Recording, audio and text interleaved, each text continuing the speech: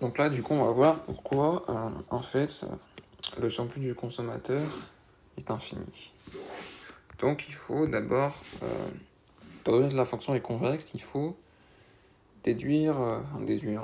analyser deux endroits qui ne se voient pas forcément ici.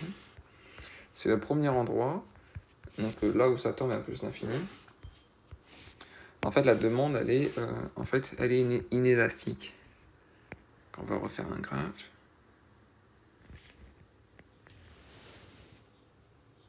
En gros, on avait notre fonction de demande qui était comme ça, sauf que, en fait, ici, là, ça continue. Et elle tend vers, voilà. Ça tend vers, à faire comme ça. Plus l'infini.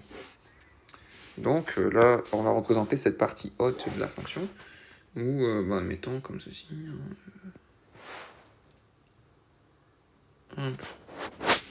Et là, mettons, on a notre fonction d'offre, qui est comme ça, admettons. Voilà. Bon, là, j'ai mal fait, du coup. On va expliquer dans le cas où c'est fini.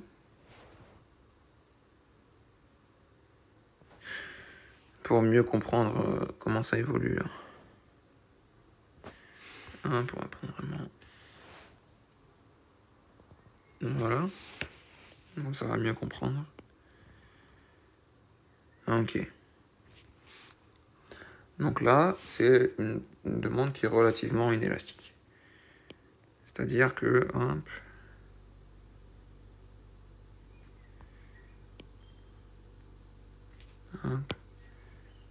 pour un prix ici, P étoile, mettons.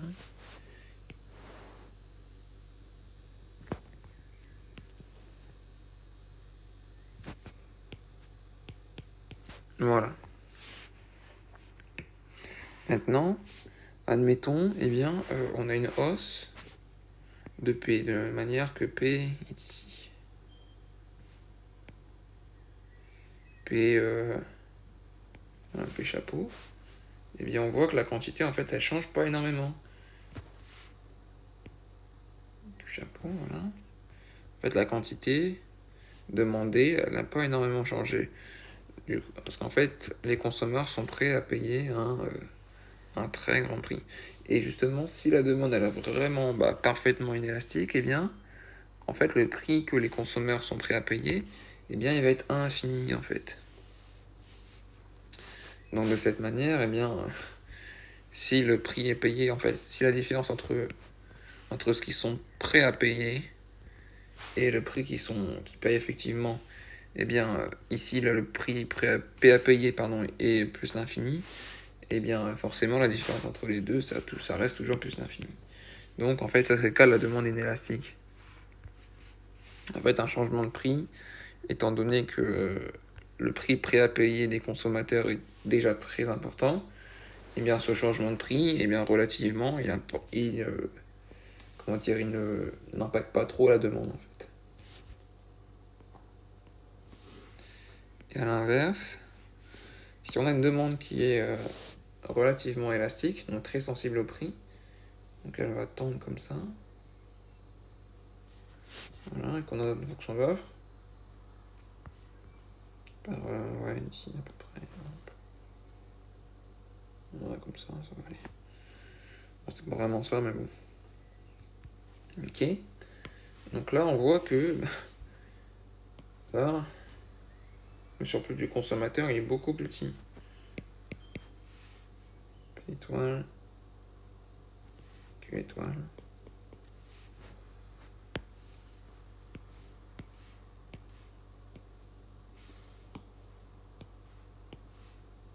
Ok. Voilà, on voit que le surplus du consommateur est beaucoup plus petit. Et justement, l'augmentation, donc la variation relative du prix, donc P chapeau, ouais,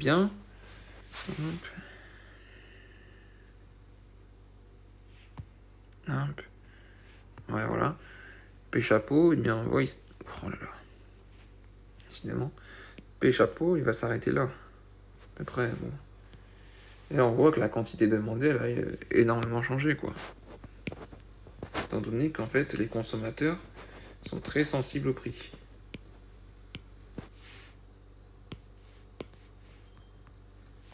c'est cul chapeau, on voit la différence, c'est énorme entre les deux là. Et voilà, donc voilà. Donc là on voit la grosse différence. Et là, pour bien montrer, mettons qu'on a une demande qui est beaucoup moins élastique. Donc ça, la variation des prix n'impacte pas tellement que ça la demande, voire pas du tout, donc à l'extrême. Mettons c'est comme... Voilà, c'est compliqué, on va prendre au-dessus. Ouais, mettons. Bon, c'est un peu mieux comme ça. Bon, on voit déjà le surplus est beaucoup plus grand. Hein. Mais surtout, en fait, là, ce qui nous intéresse, c'est la variation relative du surplus du consommateur. Étant donné que la demande est beaucoup moins élastique, et bien on voit que la quantité là, ici, en fait, elle a presque pas changé en comparaison. Donc le surplus, en fait, il est amené à tendre vers plus l'infini, en fait. C'est la raison pourquoi, eh bien, notre demande, ici, elle tend vers plus l'infini. Parce qu'en fait, certes, on a une partie qui est... bon, c'est surtout ici, hein. On a une partie qui est relativement plus élastique ici, mais en fait, la fonction étant convexe, elle va partir comme ça, et donc forcément, l'infini prend le dessus. Hein. C'est pas zéro, ça tend vers zéro, mais c'est pas zéro. L'infini prend le dessus, et donc forcément, ça ne s'arrête jamais. Et donc, le surplus du consommateur, il est infini, en fait. Voilà, donc ça, c'est la raison donc, pour laquelle on peut expliquer économiquement ce surplus du consommateur infini, même si ce cas est relativement rare dans la réalité, même très rare.